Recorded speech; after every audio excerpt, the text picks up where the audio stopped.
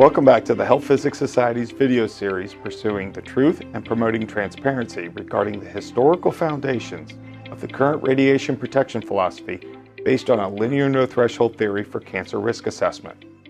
I'm Dr. John Cardarelli, President of the Health Physics Society. In the 12th episode, we took a closer look at the genetics panel and how they came to a conclusion that there was a linear relationship between radiation dose and gene mutations. They intentionally manipulated the data and provided no justification for doing so, with the approval from the National Academy of Sciences president, who also served as the president of the Rockefeller Institute of Medical Sciences and a member of the Rockefeller Foundation that funded this very activity. Ultimately, they published their conclusions with worldwide attention that helped to transform belief from a threshold model to a linear no-threshold model, which assumes there is no safe level of exposure to radiation. In this episode, we will hear how this transformation impacted government regulations and policies, leading to lower and lower guidelines. Is lower always better? Let's watch and you decide. What are the implications or the repercussions of the Baer Committee's work? Well, in my opinion, the Baer Committee publication in Science and their general publication, it was designed by the National Academy and the Rockefeller Foundation to get massive publicity. Of the 6 committees that all issued reports that all were published in Science, the genetics panel was given front page billing. And this front page billing went to, no other committee got front page billing in the newspapers like the New York Times, the Washington Post. The report of the National Academy was sent to every library throughout the country. It had a major international impact. And the key finding in the whole framework was the genetics committee findings of the fact that, in their opinion anyways, that U.S. policy with respect to genetic damage was wrong, that the threshold model had been shown to be invalid, and that it was underestimating actual damage that was taking place within the population. It really had to be changed, and you had to follow a linear dose response. And so what happened is it frightened everybody.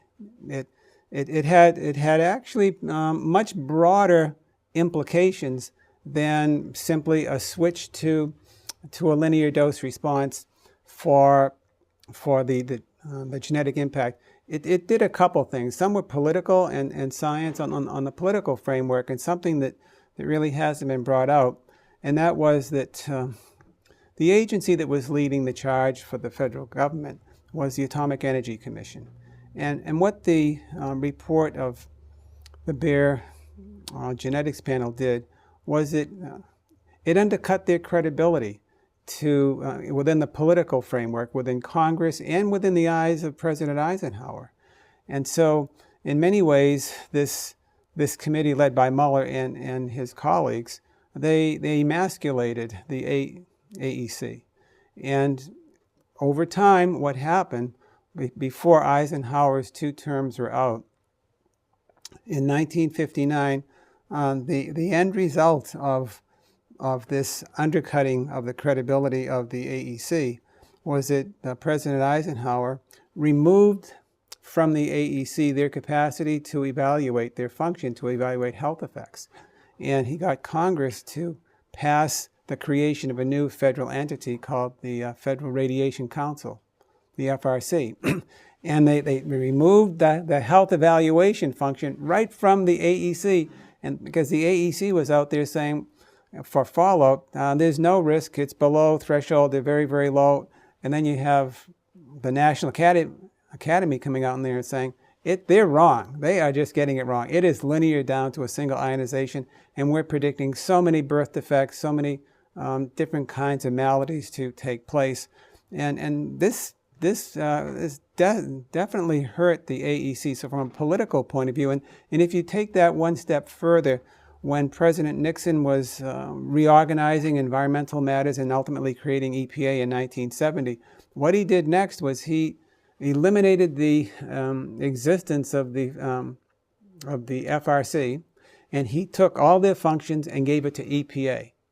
And so there's a major transformation, and it becomes very, very interesting and very politically important, because the EPA's constituency would be very different from the AEC's in terms of who they would play and how they would play this out, and their sympathies towards an LNT versus a linear dose response model or a threshold model, that sort of thing. So the implications of this were political, structural, administrative.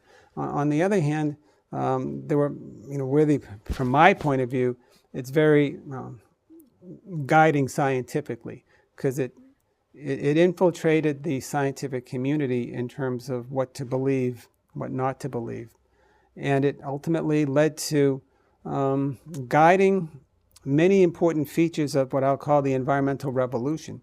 And the environmental revolution, from a structural point of view, happened after we created EPA. We had the National Environmental Protection Act in 1969 or 70, the creation of EPA in 1970, OSHA and so forth.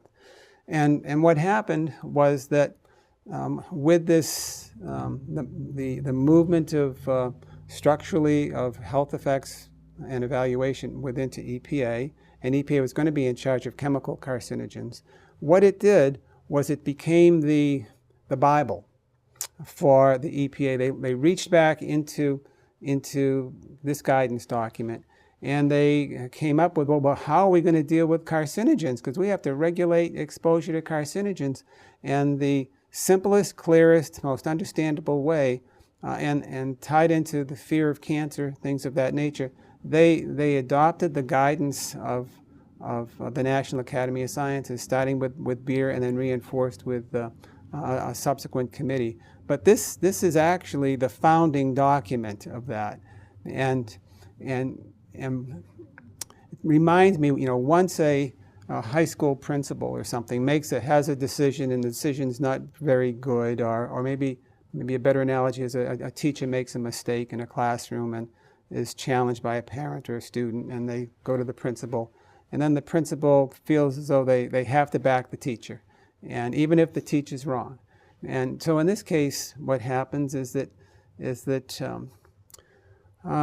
in modern society terms, we look at what the founding principle was, and we find that it's lacking in a lot of different ways, and yet everything is based on it. Everything is based on it. And this is the paper that was published in Science. Yes, that came out of the genetics. That's correct. Okay. That's correct. So it had a way of transforming how you think, and it had a way of changing the message within the community as to what was a risk, what wasn't a risk, what you can tolerate, what you can't tolerate, what you're supposed to fear or not fear, and really the impression that came across was that there's no safe level at all, and that we're living at risk. I've heard that repeated often. None. And so what that means is that you then go from living in some sort of comfort zone where you kind of think this is safe to just saying, well, I now have to live in a world of what's acceptable risk. So what's acceptable risk?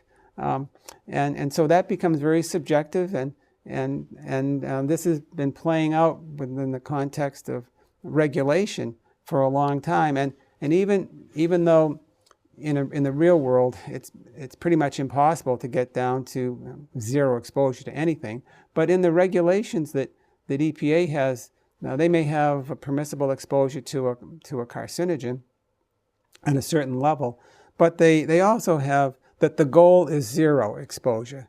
And so they have this dichotomy. Our goal is zero. Our goal is zero. But currently, because of economic reasons or technical reasons or whatever reasons, we can only get it down to a certain level. But lower is always better. This is the mantra of EPA. Lower is always better. Now, we're going to be looking at that a little bit later. Lower is always better.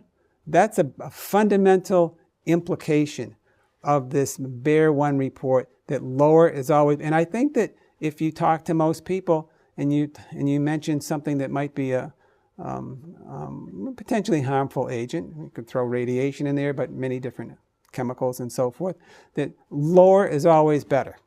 And so this is what, and so there's never an end to the lower is always better. Once you can start measuring things to lower and lower levels, then you have to say, then we have to push our exposures to lower and lower levels. It becomes very progressively more expensive within the context of environmental regulations. And yet it's still not satisfying because there's still a risk. Lower isn't zero. Right. I mean, because you could be at one point a part per million, and then you could be 20 years later, you could be at a level of part per billion.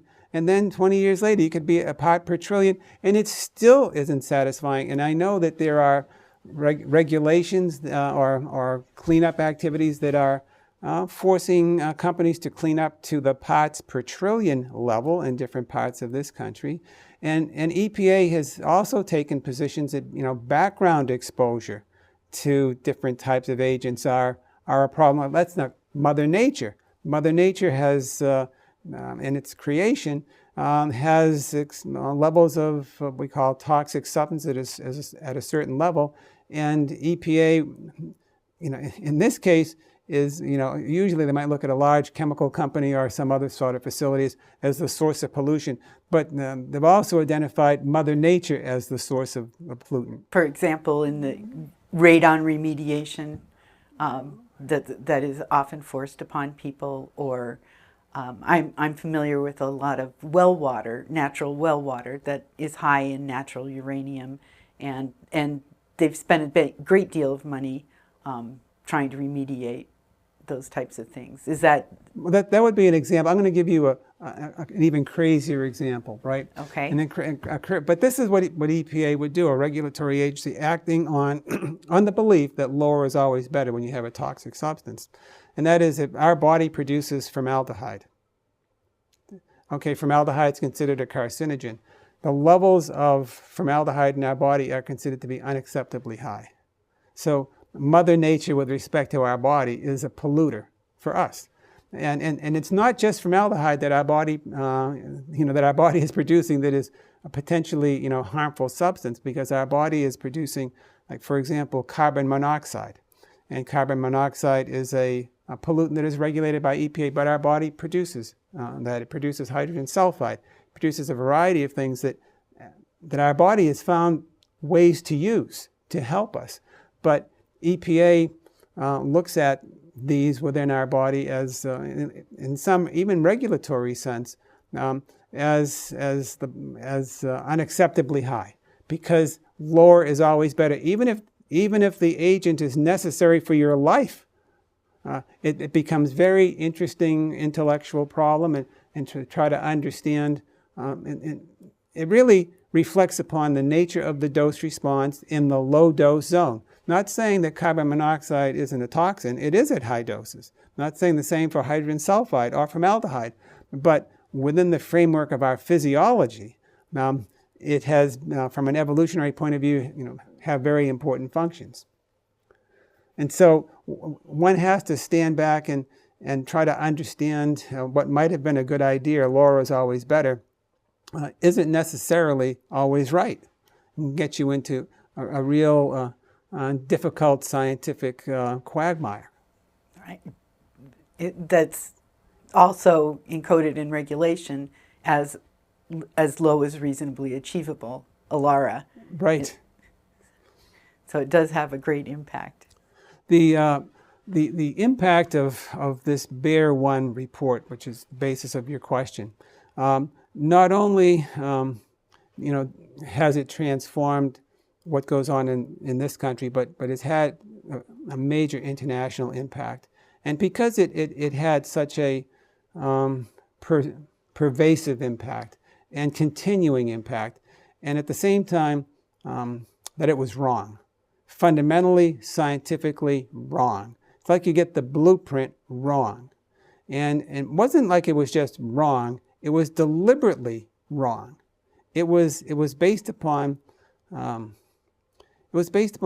came out of scientific misconduct by that National Academy of Sciences committee, something that people don't want to hear, but it's true, and the factual basis supports that. Thank you for watching the 13th episode on the historical foundations of the linear no threshold theory, where we learned that the National Academy of Sciences Genetics Panel Report concluded that the linear no threshold model was valid and received major media attention, while the other 5 panel reports did not. The impact of their conclusions, combined with a massive media campaign, resulted in political, structural, and administrative changes throughout the U.S. government. As a result, the functions of protecting public health were removed from the Atomic Energy Commission and given to the Federal Radiation Council, and were eventually assumed by the U.S. Environmental Protection Agency in 1970.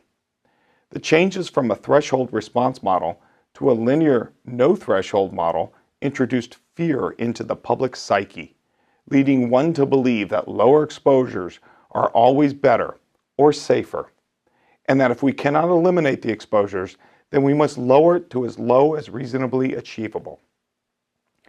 The LNT model has been written into U.S. regulations and guidance materials, taught at our academic institutions, and after several generations, the scientific basis for its evolution has been blindly accepted without question. Is lower always better? Is there a strong scientific foundation for the LNT? Dr. Calabrese thinks not, and our HPS position statements agree. The story continues in our next episode, where we will hear how Dr. Calabrese and others attempted to have this pivotal genetics panel article in Science retracted due to the alleged scientific misconduct revealed in this documentary series. And the response may surprise you. The HPS is a trusted source of radiation information. We're a scientific organization, and as is offered with the scientific peer review process, viewers are encouraged to send comments or suggested corrections to factcheck@hps.org, and be sure to include your sources so that we may correct the record if necessary. If any changes are made, they will appear at the end of this episode. Please visit our Ask the Experts website to ask questions or seek answers to common radiation-related questions, and view our fact sheets. We also have official position statements that can be found at hps.org. Finally, if you wish to join the Home for Radiation Protection Professionals, please visit the link below. We welcome you.